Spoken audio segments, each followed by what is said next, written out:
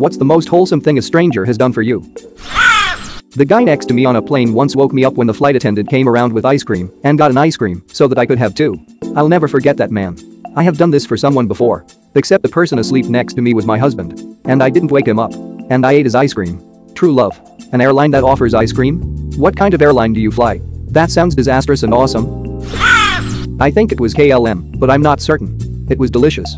They had some sort of tasty pear cakes one time I flew with them too. I remember flying to Ireland with KLM and we got Magnum ice cream bars for breakfast. Haha, weirdest thing ever. I remember we got chocolate ice cream on a Swiss Air flight once, made with Swiss chocolate and all that. It was good, but a bit annoying cause it was the only in-flight food they offered on a short flight. Swiss Air have the best airline food.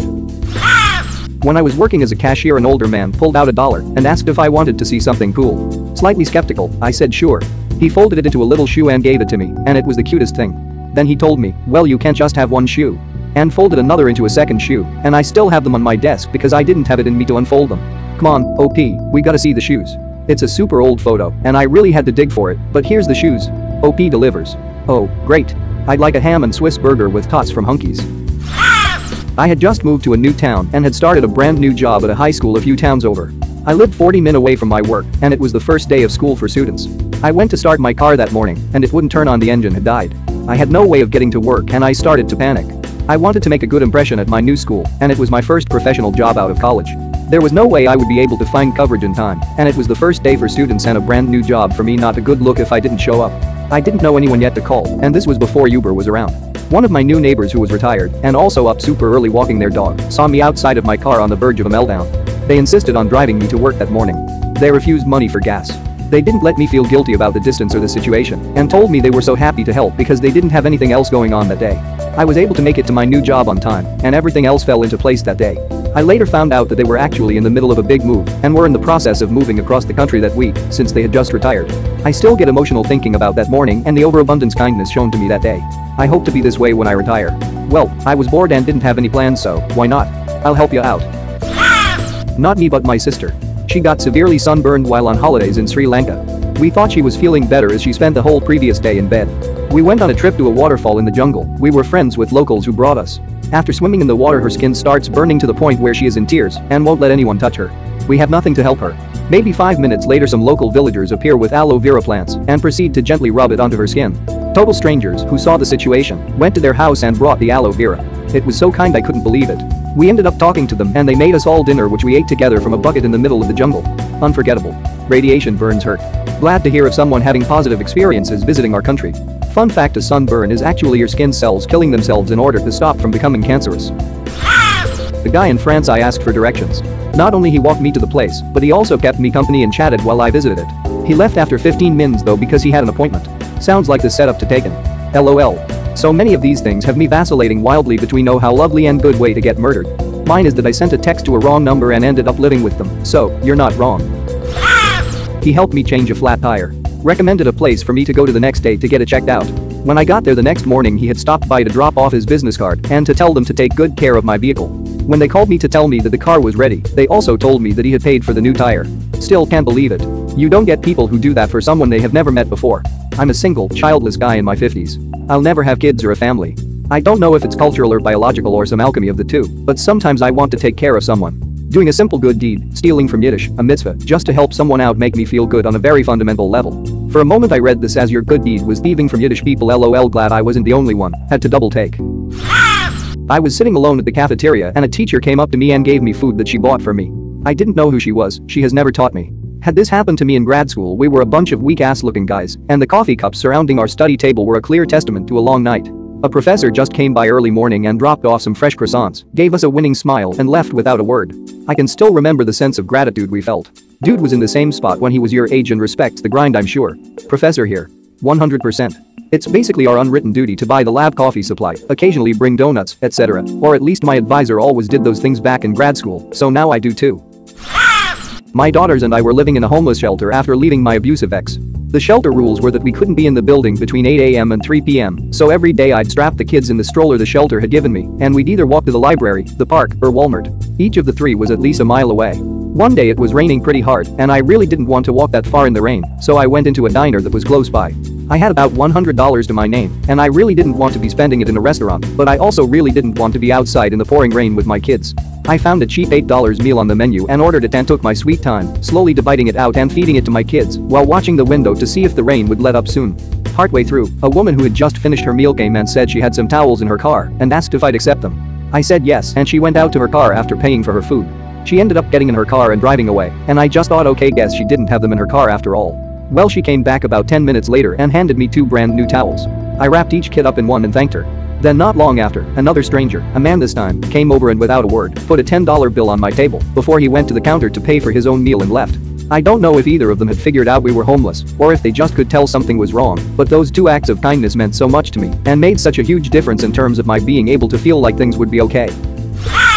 I worked at a gas station at the time. I'd gotten myself a pretty large burn on one arm helping someone lift a grill after it had been used, and he dropped it without warning. A customer saw my arm, bought her stuff and came back 5 minutes later. She'd gotten me an aloe vera plant so I could break off pieces of it and rub on my burn. I thought that was pretty wholesome. Might be because I'm obsessed with plants, but this one made me smile a lot. Plants noises. Stop, you're turning them on. There's a spot in the building I work at that nobody wants to work in. It's the coldest area in the building because there's an opening that doesn't close and doesn't have heat, so you can't even eat food safely because the wind will blow it away. I was moved from where I usually am and wasn't prepared for how cold it would be there. I could barely handle money because my fingers felt frozen. A customer noticed how cold it was, and without even asking if I was cold, he took off his gloves and gave them to me. I have no idea what his name was, but it was the most thoughtful thing a complete stranger has ever done for me. I still have the gloves too. A homeless man stole a glove out of my friend's pocket and ran. My friend threw the other glove after him yelling, "Just take it. Seriously, I will give it away if they just ask." People want to feel dignity, even homeless people. Especially homeless people perhaps. I remember I was offended when a few times I gave homeless people food, and they seemed pretty ungrateful. It wasn't until a while later that I realized why. George Orwell makes the same point in Down and Out in Paris and London, which is a great book if you want to understand poverty better, even if it is a little dated now. I remember one night talking to a homeless guy near where my girlfriend lives. We sat with him for a while, and what struck me was how much he cared about his phone. He told us he charged it every day, had a contract with good internet, and him and his girlfriend watched TV shows on it. He was very animated talking about all his favorite shows, and I realized, even though it seems foolish to me to focus on such an inessential piece of property when you're struggling for food and shelter, for him it was essential that they could watch TV because he, like everyone, wanted to feel like a human and not like a societal reject. Thanks for posting this. I'm a behavioral health nurse and many of my patients are homeless. We have many of the same come back as well, usually due to alcohol, and many people don't or can't understand that they are people. A little compassion goes a long way. When I was in my early 20s, I ran out of gas 2 blocks from a gas station and had no money. A man came up to my car with a jug of gas and filled my car for me. I asked him for a way to pay him back and he said, "I have a daughter your age and I know how hard it is. Merry Christmas." And he walked away. I will always remember this man. So nice, so giving. Back in 2016 I had just started a new job but wanted to visit my girlfriend in Nashville. I drove 6 hours to get there on my first weekend off, and I timed it just right so I'd have an first paycheck deposited to my account for the return journey's gas. Well, something went wrong with the deposit form, and I ended up having to wait a week to get paid. Meaning I had about $5 in my bank account, and that wasn't gonna cut it for the gas prices home. Add to this, I realized my phone hadn't charged properly the night before, and I was about to be driving blind. I had a big cup of quarters, my only cash enough to buy a full tank of gas, and a car voltage converter for a phone charger. But the gas station clerk wouldn't take the quarters because of policy. I had $20 of quarters. The lady behind me took me at my word and gave me $20 for my cup of quarters, said we need quarters anyway. I made it home safely and ate leftover ramen the rest of the week till I got paid. At a women's clothing store, a kid was trying to return some clothes and he could only get store credit. He looked upset and I wondered if his mom had given him that chore and he'd put it off too long. So I bought his receipt from him and then I used it to buy my purchase. He waited around outside until I left so he could thank me profusely again. We gotta look out for one another. Edit. Thanks for the silver. I'd like to believe she didn't need those quarters and was just being helpful. Man, shame on that clerk. There are absolutely times to not accept the truckload of silver, but when someone is genuinely stuck and needs you to just take the coins, and it's not really that many, you do. A stranger who used to be a customer at my job took me aside once and told me she has seen my journey over the years and is so proud of me. She started crying and gave me a hug. I wish I could tell her how much that meant to me. I had something similar. I had a customer that I've known for probably 8 years now, across 2 jobs. I worked at a convenience store he always stopped in to get coffee, and then I switched jobs to women's clothing retail, and it turns out he picks things up for his wife and himself from there regularly. Well, I went back to school and recently got a job in my new field, but I went back to talk to my old boss, and that customer came in. We talked about what was happening in our lives. He recently retired, so he no longer goes to the convenience store for coffee. And when I talked about my stuff, he said how awesome it was and that he was so happy for me. Made me feel so good. It was so cool to have the chance to close out such a long time of seeing each other at work. It means so much to know that people are taking note of you, even when you don't really know them. Many years ago, when my brother and I were traveling to Finland on a whim and most places were booked out, a Finnish student we encountered and asked for a youth hostel spontaneously let us sleep in her dorm's living room. For a few days, she even gave up her own dorm room for us and stayed at her estranged husband's place. She showed us around, bought us some typical Finnish food and sweets, and was just incredibly nice towards two naive foreigners. We stayed in contact for a bit until she went abroad, and sadly, I never managed to find her again. This was before Facebook, and she had a very common name. But I hope she knows how much I appreciated her kindness. Wow.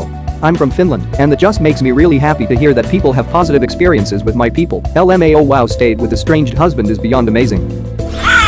My senior year in high school, I stole my lunch every day. I was essentially on my own by then due to reasons and completely broke. I thought I was getting away with it for the entire year. Towards the end of the year, the dean called me into the office and explained that they knew I was stealing lunches the whole time. He then gave me a number to enter that would cover my meals. He told me not to worry about all the food, it was being covered by a faculty member.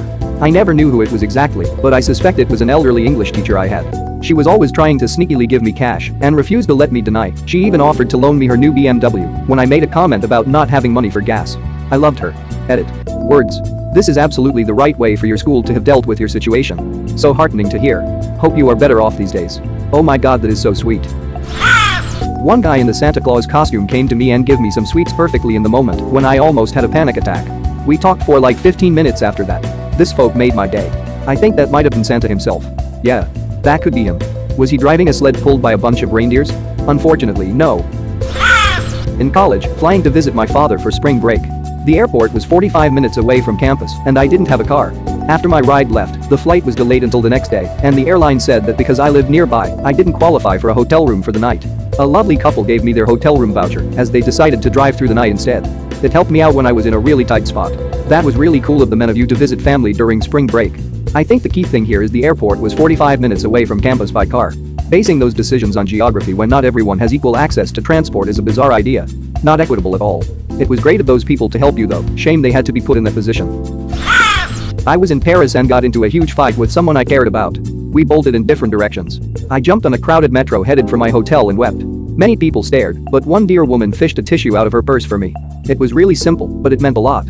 I was in an airport once during a particularly difficult time in my life, sobbing my eyes out on the phone to my mom. When I first sat down, it was a quiet area, but I guess a plane disembarked and a bunch of people walked by. Two separate women wordlessly handed me tissues as they walked by. It meant so much at the time. I was once sobbing in an airport because I'd been awake for over 40 hours and I'd missed my connecting flight by 5 minutes. A pilot who had just gotten off a plane and didn't have to fly again for a couple of days walked me over to an airport bar, and she had wine and charcuterie with me until I felt better. When I was around 17, I got in my first car accident. It was snowing and very icy, and I was driving home from work. It was evening, but still fairly light because the snow reflected a decent amount of light from the street lamps. I slid on the ice and lost some control of my car. I hit the one in front of me, not super hard, but enough to dent their back bumper and scratch my front bumper. Since it was my first accident, I sort of uncontrollably panicked and started crying even though it wasn't that bad. We pulled over and put our lights on. An older couple, probably in their 60s, got out of the car and assessed the damage. I got out, crying and profusely apologizing. The wife immediately was like, "Oh honey, is this your first car accident?" and gave me a little half hug. She asked her husband to grab her purse and got me some tissues from it to wipe away my tears. She said it was no big deal at all, just some scratches. She understood it was a true accident and that I hadn't been driving recklessly. Even though I hit them and dented their car, they took care of me and I will never forget it. It's kind of fresh in my mind right now because my daughter is going through driver's training. Of course I hope she never gets in an accident, but if she does I hope she is lucky enough to receive the same understanding from someone. Similar story for me, but I was a little older, 19 years old. I was driving in the left lane on the highway and I saw a car sitting in the median waiting to pull out into traffic. Well, they didn't wait and pulled out right in front of me. I'm going 55 miles per hour at the last second. I quickly check my right mirror and swerve into the right lane. My driver's side mirror scrapes along the passenger side of their car and snaps both our mirrors off. We both pull over and this elderly couple gets out. They both seem really confused and they make a phone call. I call my parents and the police and my parents are on their way. A few minutes later, another car pulls up and this younger woman, maybe late 30s, gets out. She asks me what happened and I explain. I'm in tears at this point, and she just hugs me and says, "I'm so sorry, neither of them are supposed to drive anymore. Are you okay? Thank you for not hitting my parents." She was so kind and assured me it was okay and not my fault. Thankfully insurance agreed. The damage was minor, but when I think back, had I not swerved, I could have T-boned the old lady in the passenger seat. Really hope they didn't try to drive again after that. The first time I had to move for college, I went to the nearest city and took a train that would have taken me to the city in which I was going to live. The train stopped halfway and wasn't going anywhere for the rest of the day due to a strike. So I was stuck there. Some random guy then said to me, "Hey, my sister is coming in a minute. We are going back to city I was coming from. Do you need a ride?" I accepted against better judgment, but he was really nice, didn't even ask me to pay for gas or anything like that, brought me back to the city, and pointed me to some buses I could take. The hilarious part was calling my mom telling her I was in some stranger's car about 3 hours after getting out of her house. Yo, I would be sweating bullets if I had to call my mom about that. She'd metaphorically beat my butt over the line. I completely understand workers' rights and strikes and all, but stopping halfway through a trip that already started is just irresponsible. My 4 kids, husband and I were traveling to see family and stopped at a Red Robin for dinner. While waiting for a table, a gentleman next to us sneezed and I said bless you without thinking about it. We were shown our table shortly after and we ate our dinner. When the bill came, the waitress told us our bill had been paid for by someone who appreciated the blessing I gave him and wanted to give us one back. I say bless you in reaction to anyone sneezing. Only one person ever has been offended.